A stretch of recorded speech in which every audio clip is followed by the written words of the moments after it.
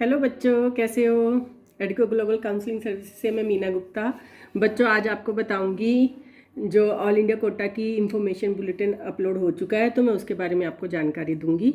बच्चों, जो all India का इंफॉर्मेशन बुलेटिन है वो साइट पे अपलोड हो चुका है। आप उसको खोल के खुद भी पढ़ सकते हैं। बाकी मैं आपको थोड़ी सी जो मेन इंफॉर्मेशन है वो आपको बता देती हूँ। बच्चों, इसमें सबसे पहले नंबर पे इंफॉर्मेशन है कि जो बच्चे इसमें एलिजिबल कैंडिडेट्स हैं वो ही mcc.nic.in पे जाकर रजिस्टर कर सकते हैं। ठीक है बच्चों, इसमें जो क्वेश्चंस हैं सारे उन्होंने बोला कि जो भी इंफॉर्मेशन आपने देनी है वो सारी मैंडेटरी है। आपको सारी इंफॉर्मेशन प्रॉपर और सही तरीके से देनी है, और जो बच्चे इसको अच्छे से समझ के करेंगे उसको वो करेंगे, एग्री होंगे, और तभी वो रजिस्ट्रेशन फॉर्म भरेंगे।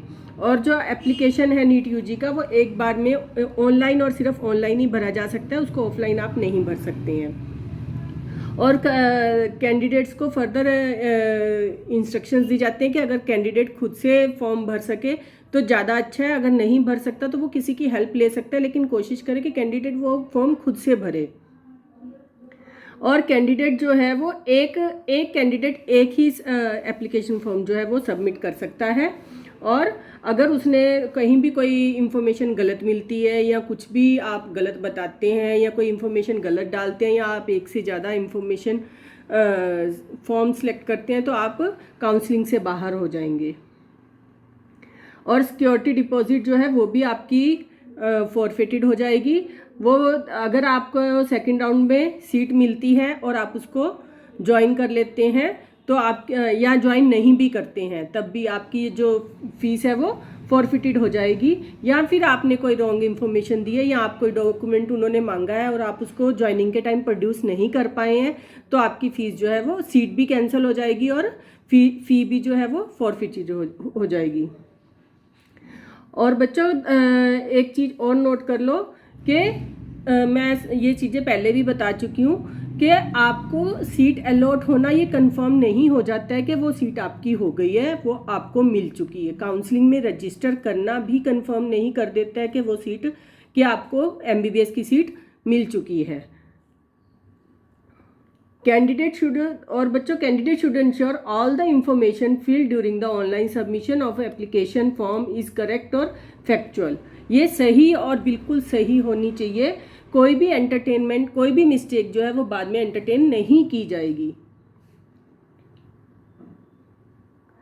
और MCC कोई भी आपकी इंफॉर्मेशन को एडिट नहीं करता है। अगर आपका कहीं कोई पासवर्ड काम नहीं कर रहा है बाद में या आपकी कोई भी इंफॉर्मेशन गलत आ रही है तो इसका मतलब ये कि आपने ही कहीं ना कहीं कोई मिस्टेक की है।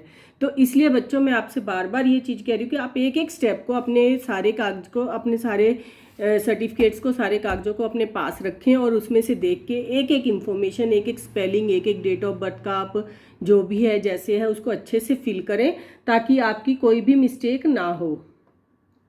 और आपको कॉलेज की इंफॉर्मेशन जो है चाहिए। अगर आप चॉइस फिलिंग से पहले आप सारे कॉलेजेस का बॉन्ड, फीस स्ट्रक्चर, उसका कैंपस, ये सब कुछ बच्चों आप पहले से देख के रखें अच्छे से, ताकि आप चॉइस फिलिंग के टाइम आपको प्रॉब्लम नहीं आए। और कैंडिडेट्स को वो ये भी कहते हैं कि आप अपना डोमिसाइल और स्टेट की काउंसलिंग करते हुए आपको डोमिसाइल चाहिए और MCC की काउंसलिंग करते हुए आपको कोई डोमिसाइल नहीं चाहिए। हर स्टेट का बच्चा इसमें पार्टिसिपेट कर सकता है। और लेकिन आपको अपने ये सारे डॉक्यूमेंट्स अपने पास रखने हैं ताकि आपको जब भी ज़रूरत पड़े तो आप उसको शो कर सकें। और अपनी ये फीस, एडिशनल फीस या जो भी एडिशनल चार्जेस हैं आप हर कॉलेज में जाके या उनसे कॉल करके या उनकी वेबसाइट पे जाके आप उनके बारे में पता लगा सकते हैं। और आपको ये बार बार कहा जाता है कि आप MCC की साइट पे इन टच रहें ताकि आपको जो भी कोई नोटिफिकेशन आए उसको आप देखते रहें। जो कुछ भी उस पर अपलोड होता है आप उसके साथ एकदम से इन टच हो जाएं।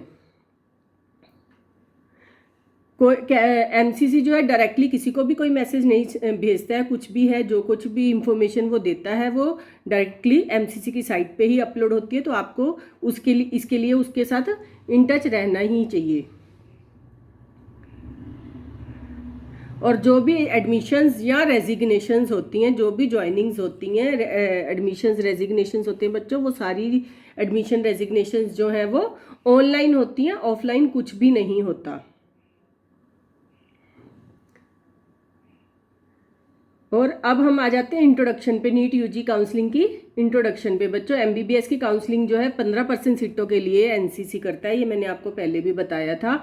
चाहे वो किसी भी स्टेट का कॉलेज हो या फिर डीम्ड यूनिवर्सिटी हो, डीम्ड यूनिवर्सिटी की ये 100% सीट्स की काउंसलिंग करता है। और जिपमर की 50% ओपन सीट्स की और बीएचयू की ओपन सीट्स की 100% काउंसलिंग एनसीसी ही करता है। अच्छा बच्चों, अब एक बात और मैं आपको बता दूं कि लास्ट ईयर तक जो थे राउंड 4 ही थे, तब भी काउंसलिंग की जो राउंड करता था एमसीसी, वो 4 राउंड्स की ही काउंसलिंग करता था।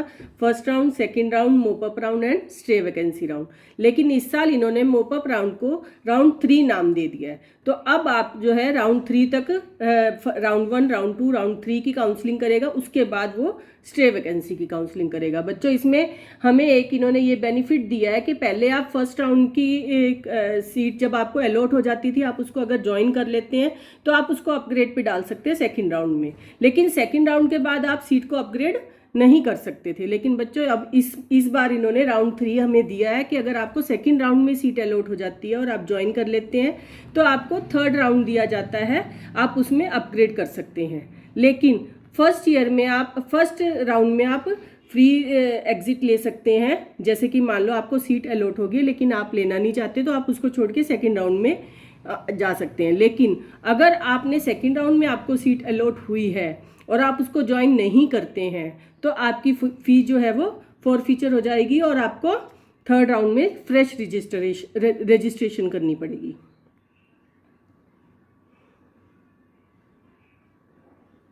और roll of MCC in NEET.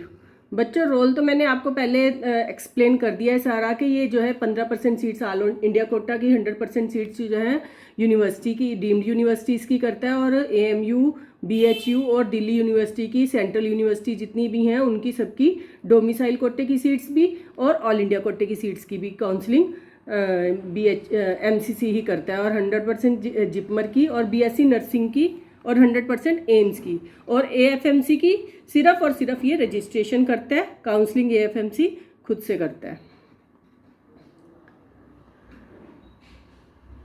ये है बच्चों सीट्स के ओपन सीट्स की जिसको हम डोमिसाइल फ्री सीट्स बोलते हैं। इसमें बच्चों को मैं आपको इन सब चीज़ों के बारे में पहले से पूरे से एक्सप्लेन कर चुकी हूँ।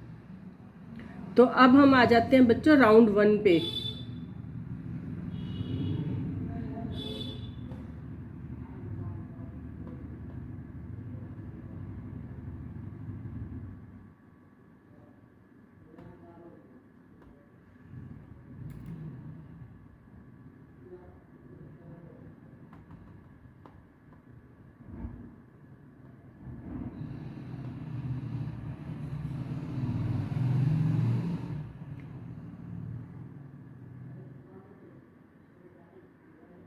ये है बच्चों राउंड 1। राउंड 1 में देखो, आप देख सकते होंगे कि इसमें क्या लिखा हुआ है।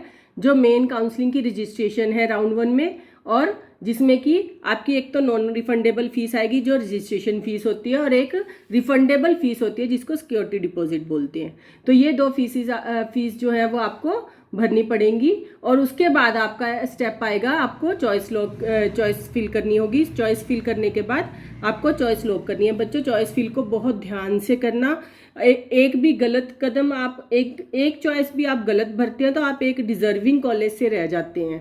तो प्लीज़ आपको चॉइस को बहुत अच्छे से ध्यान से भरना।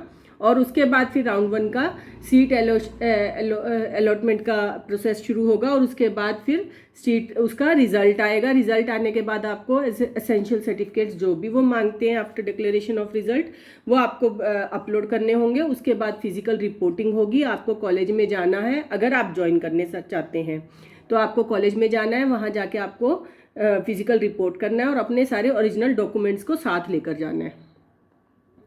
और अगर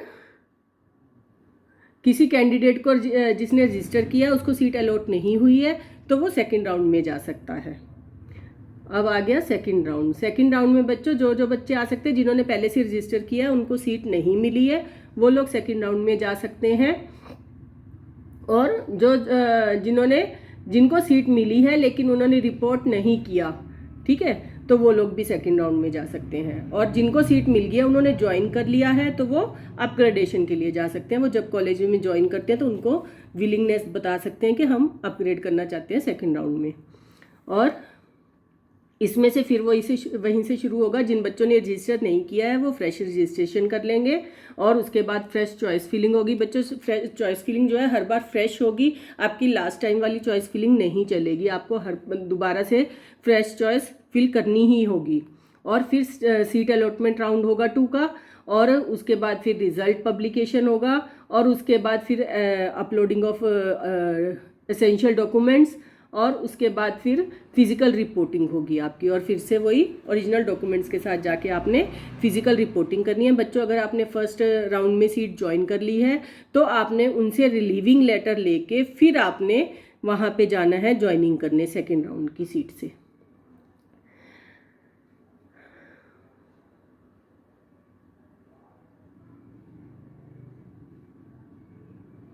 अगर आपको बच्चों सेकेंड राउंड में अगर आप फिर से सेकंड राउंड में आप फिर से अपग्रेड करना चाहते हैं थर्ड राउंड में जाके, तो आपको इसमें आपको 3 चीज़ें करनी होंगी। आपकी इसमें जो सिक्योरिटी फ़ी है वो भी फॉरफीचर हो जाएगी, और आपको नया रजिस्ट्रेशन थर्ड राउंड में जाके आपको नया रजिस्ट्रेशन भी करना पड़ेगा।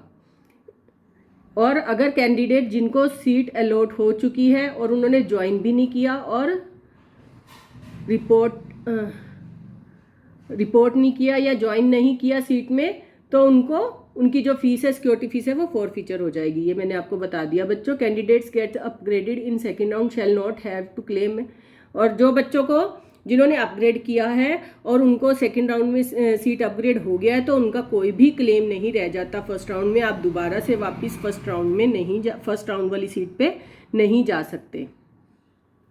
और अगर if candidate freshly registered in second round is not allotted a seat, then he can participate in third round without fresh registration. बच्चों अगर आपने सेकेंड राउंड में आपको कोई सीट अलॉट नहीं हुई है, सीट अलॉट हुई है तो आप फ्रेश रजिस्ट्रेशन के साथ नहीं जा सकते, आपको फ्रेश रजिस्ट्रेशन करनी पड़ेगी। अगर आपको सीट अलॉट नहीं हुई है तो आप फ्रेश रजिस्ट्रेशन के साथ थर्ड राउंड में जा सकते हैं।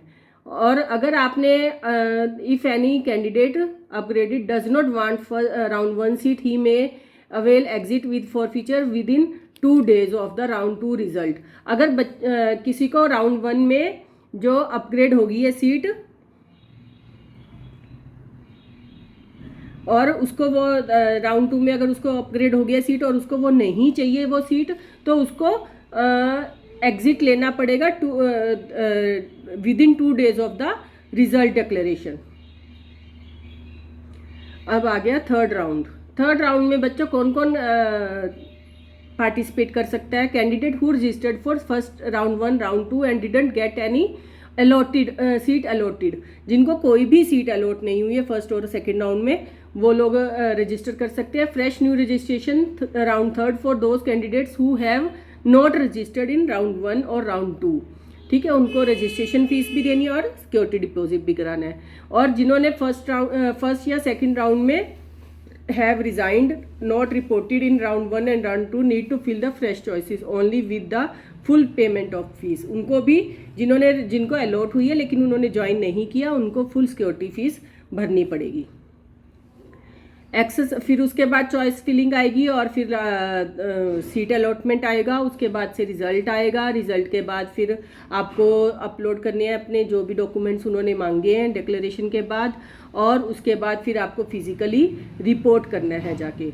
और अगर सेकंड राउंड से आप थर्ड राउंड में अपग्रेड हो गए हैं तो आपको सेकंड राउंड की सीट से रिलीव लेके फिर आप थर्ड राउंड में जो सीट आपको अपग्रेड हुई है उसमें जाके आपको रिपोर्ट करना है।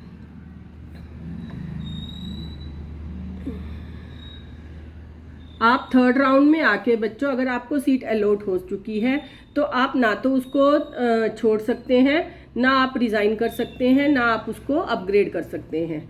तो अगर कोई बच्चा जिसको सीट अलॉट हुई है वो ज्वाइन नहीं करता तो उसकी फ़ी भी फॉरफीचर हो जाएगी और उसको काउंसलिंग से भी बाहर कर दिया जाएगा, वो और किसी काउंसलिंग में पार्टिसिपेट नहीं कर पाएगा। तो बच्चों यहीं पे चॉइस फिलिंग का सिस्टम आता है कि आप इसको अच्छे से ध्यान से समझ के अगर चॉइस फिल करते हैं कि आपको ये सीट अलॉट हो सकती है लेकिन आपको नहीं लेनी है, तो आपको वो चॉइस में नहीं फिल करना चाहिए। और if a candidate freshly registered in round 3 और is not allotted any seat eligible to participate in stray round, तो वो उसी फी के साथ स्टे राउंड में पार्टिसिपेट कर सकता है अगर किसी को थर्ड राउंड में सीट अलॉट नहीं हुई है। और जिनको candidates getting upgraded in round 3 shell not have any claim on round 2 seat, जिनके अपग्रेड हो गया वो फिर से वही मैं पहले वाले राउंड जैसा ही है कि आप सेकेंड राउंड की सीट पे क्लेम नहीं कर सकते हैं, आपको वो सेकेंड राउंड की सीट नहीं मिलेगी। अब आ जाता है फाइनल स्टे वैकेंसी राउंड। इसमें सारी रजिस्ट्रेशंस फ्रेश होंगी, सबको फ्रेशली रजिस्टर करना है। Data will be shared with B, मतलब जो स्टेट का और सेंटर एमसीसी का डाटा होगा वो शेयर होगा। अगर किसी भी बच्चे का नाम उस डाटा में इनको मिल जाता है और आप फिर से इसको इसमें भी रजिस्टर कर रहे हैं तो आप काउंसलिंग के प्रोसेस से बाहर निकाल दिए जाएंगे आप, और 1 साल के लिए आप नीट का एग्ज़ाम भी नहीं दे पाएंगे। बच्चों ये चीज़ ध्यान से देख के सोच समझ के करना। If a candidate is allotted a seat in stay vacancy round, he has to join the allotted college. If the candidate does not join the allotted college, he shall be debarred from NEET examination for 1 year along with forfeiture of fees. बच्चों आप 1 साल के लिए examination से ही बाहर हो जाएंगे, इस प्रोसेस से ही बाहर हो जाएंगे। तो इसलिए मैं आपको फिर से कह रही हूँ कि आप जो भी फी भरें, जो भी चॉइस करें और सीट लें तो ध्यान से चॉइस फिलिंग करें, बहुत अच्छे से चॉइस फिलिंग करें और अपना सब कुछ अच्छे से करें। मेरी इन्फॉर्मेशन आपको सही लगी हो तो प्लीज़